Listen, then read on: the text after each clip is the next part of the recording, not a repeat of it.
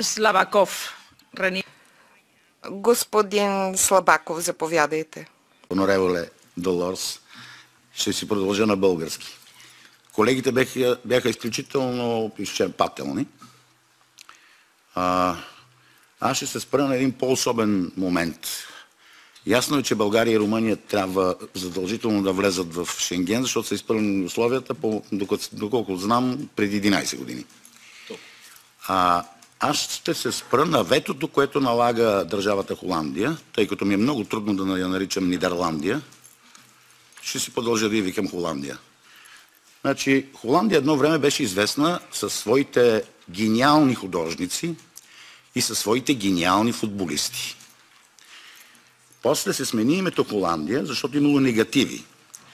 В момента Нидерландия е известна в света най-много със своята проституция, дрога,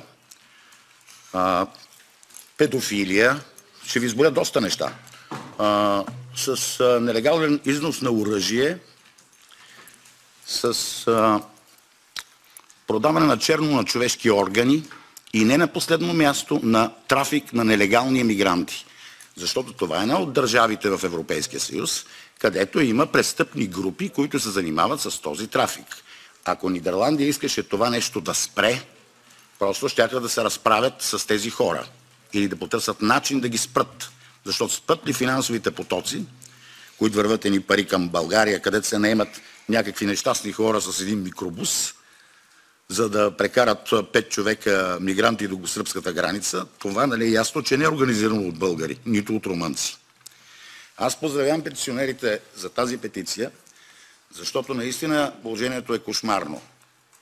И само хора, които се занимават с бюрокрация, не могат да оценят какъв проблем е това. Не само за шофьорите, за фирмите, за техните близки, за всички останали. Това не работи в интерес на Европа. Ако България и Румъния влезат в Шенген, нашите граници ще станат 100 пъти по-сигурни. Това е истината за нещата.